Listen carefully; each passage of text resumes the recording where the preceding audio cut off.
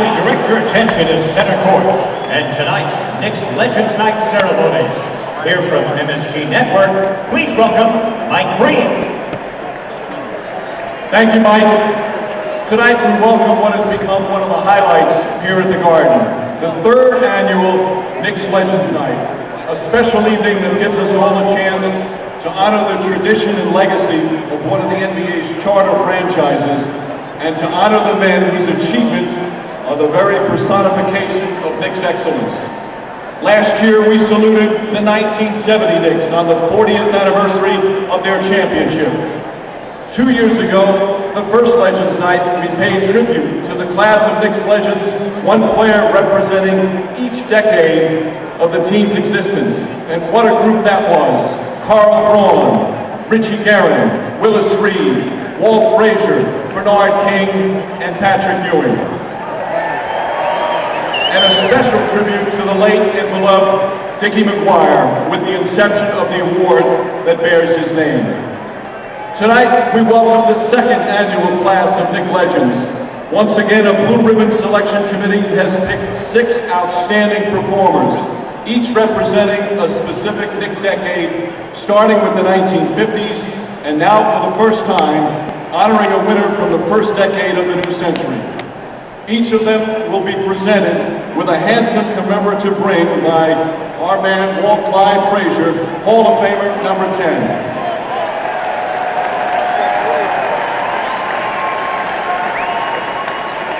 Now, ladies and gentlemen, earlier this week we received some heartbreaking news that Troy Jackson, the brother of Mark Jackson, one of our honorees this evening, passed away this past weekend at the age of 35.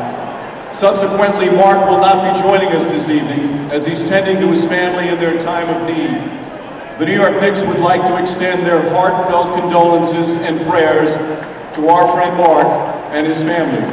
Please now, if we can take a brief moment of silence in remembrance of Troy Jackson.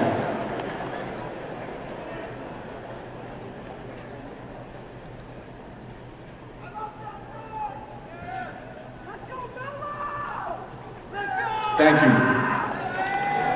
And without further ado, it's time to honor and welcome the second annual class of New York Knicks Legends. In the 1950s, with a brand new team, trying to gain a foothold in a brand new league, this man personified so much of what the Knicks were all about. A ferocious rebounder, a tireless competitor, and with 610 consecutive games played, the most durable player in Knicks history. A 7-time NBA All-Star, he led the Knicks to 3 straight NBA Finals.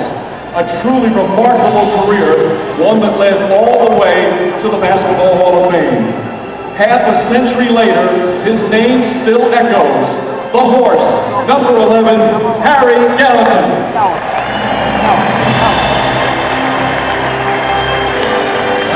Yeah, stand right in the middle, that's good. That'll help me out.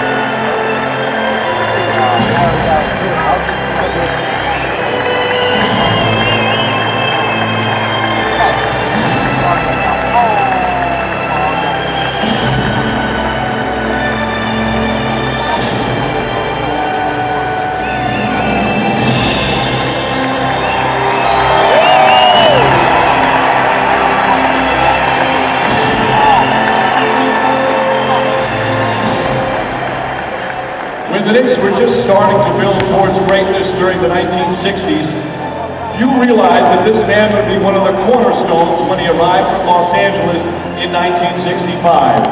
He didn't say very much, but on the court his actions spoke volumes. That unmistakable question mark jump shot, that championship presence in pool, and those 3 little words, fall back baby.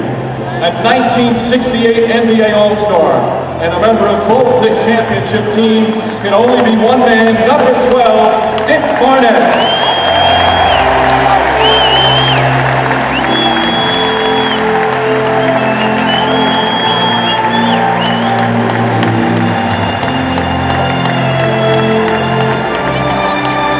Tell these guys to sit down, man.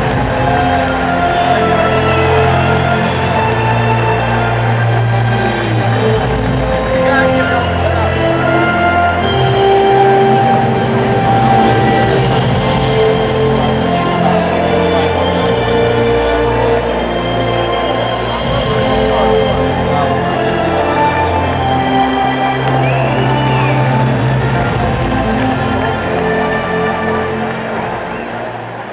1970s had barely begun when this man, in just the blink of an eye, went from the Knicks' most feared tormentor to the new king of the city. And for the rest of the decade, he didn't miss a beat. He brought his magic, his style, and his grace to the world's biggest stage. And ultimately, he helped bring an NBA championship on his way to the Hall of Fame. A four-time NBA All-Star, including twice as a Knick. Now and forever, the shiniest pearl the game has ever known. Number 15, Earl the Pearl Monroe.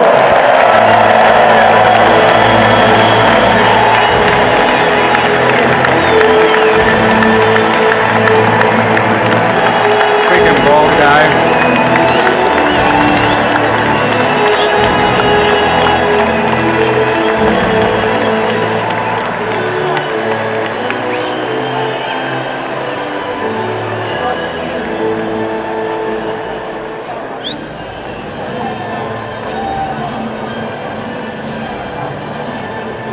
Throughout the 1990s, when the Knicks captivated not only a city but an entire nation, this man was their heart, their soul, and their drive. Hey, you finally moved. With unbridled emotion and unmatched determination, he went from an unknown free agent to one of the game's brightest stars. A 1994 NBA All-Star and the Knicks' all-time leader in three-point field goals, he gave us a decade of thrills and carried the hoop dreams of an entire city. Number 3, John Starks.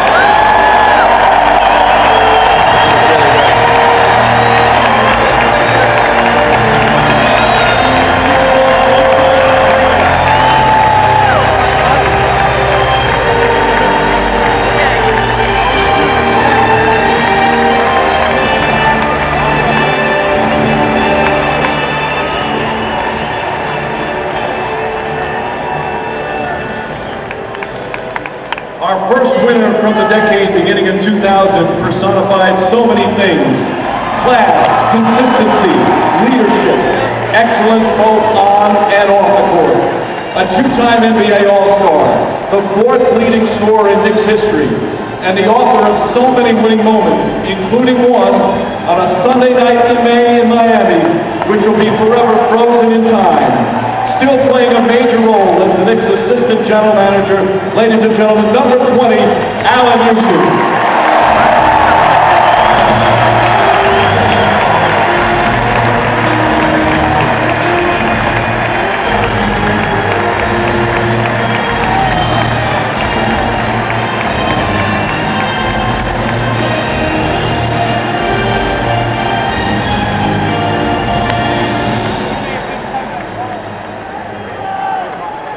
And now, on behalf of all our honorees, here is Hall of Famer Earl the Pearl Monroe.